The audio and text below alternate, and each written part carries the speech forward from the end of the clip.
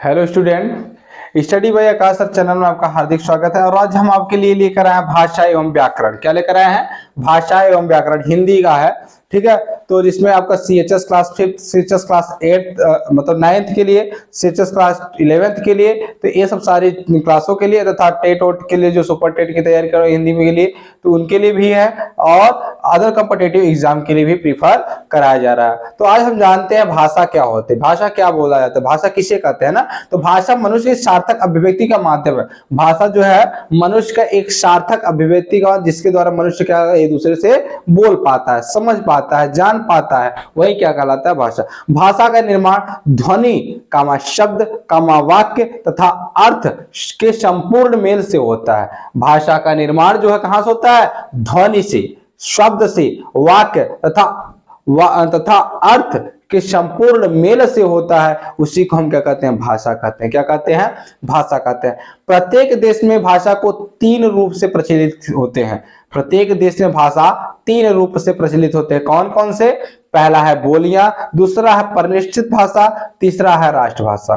फिर से जान लेते हैं। पहला है बोलियां, दूसरा है परिनिष्ठित भाषा और तीसरा है राष्ट्रभाषा, ठीक है।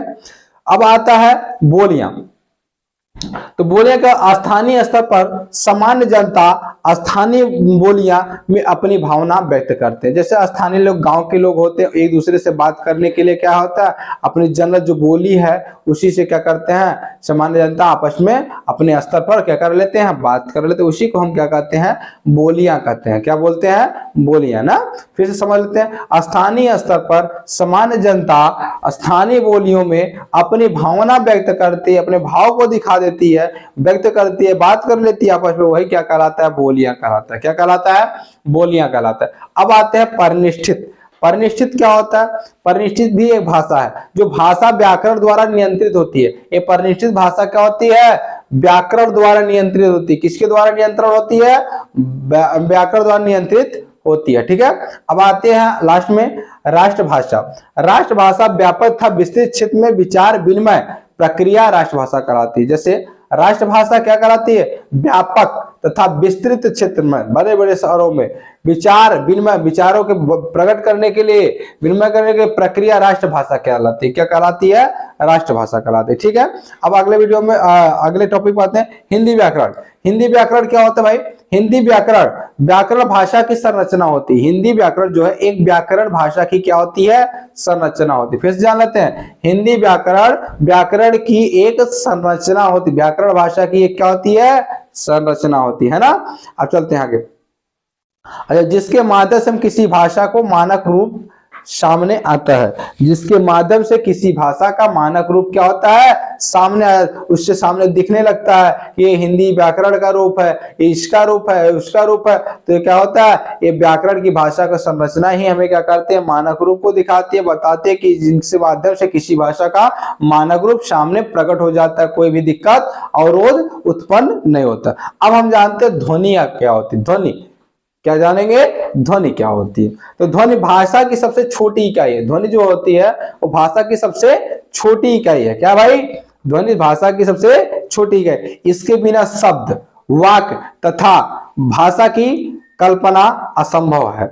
अच्छा, बिना ध्वनि कुछ संभव है? कुछ भी, वो लगता है कि बहुत छोटी इकाई है, लेकिन उसके बिना कोई चीज संभव नहीं। हम आप एक दूसरे से बात कर रहे हैं, बिना आवाज की बात कर पाएंगे? नहीं कर पाएंगे। इशारों में करेंगे लेकिन खूब परिपक्व रूप से हम लोग संतुष्ट नहीं हो पाए। इसलिए भाषा मतलब ध्वनि कराना बहुत जरूरी है ना।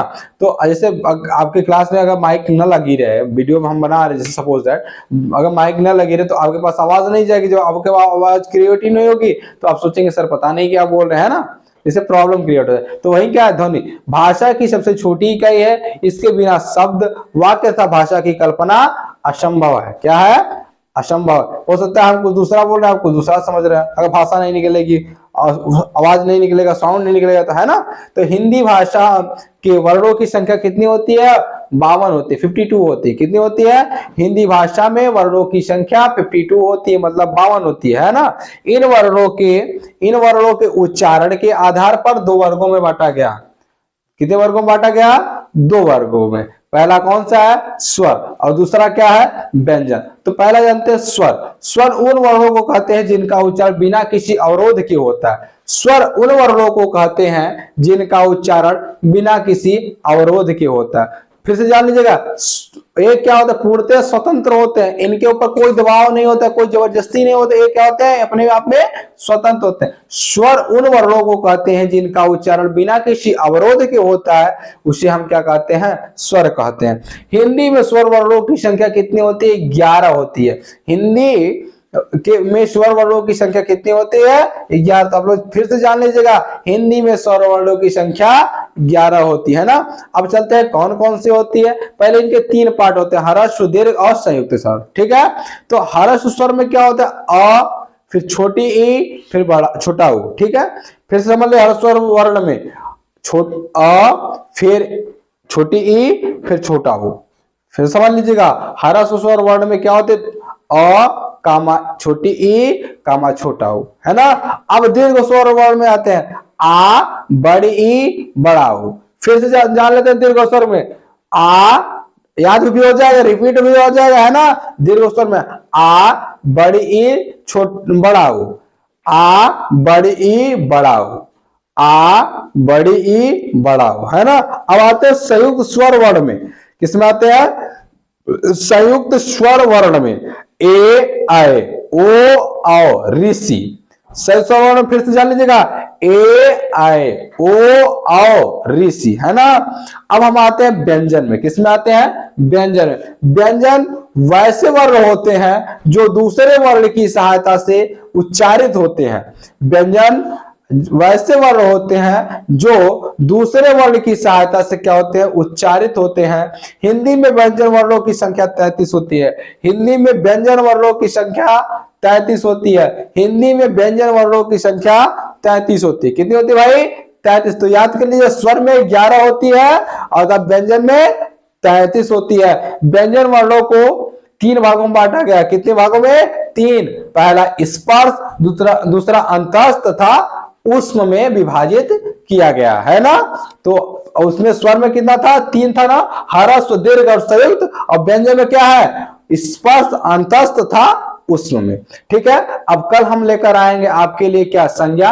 संज्ञा के भेद लेकर आएंगे, उनके विषय में चर्चाएं करेंगे। संख्या क्या होती है, जातिवाचक कौन है, समूहवाचक कौन है, भाववाचक कौन है, द्रव्यवाचक कौन है, पदार्थवाचक क्या है। तो ये सब सारी चीजों को हम लोग क्या करेंगे? आपस में चर्चाएं करेंगे। तो नेक्स्ट वीडियो के साथ, बट जो हमारे चैनल को सब्सक्राइब नहीं किया भाई, चैनल को सब्सक्राइब कर लीजिएगा तथा बगल में बेल आइकन की जो घंटी है, घंटी को दबाना ना भूलिएगा। और अगर वीडियो आपको पसंद आ रही है तो आप लाइक जरूर कर दीजिएगा। धन्यवाद।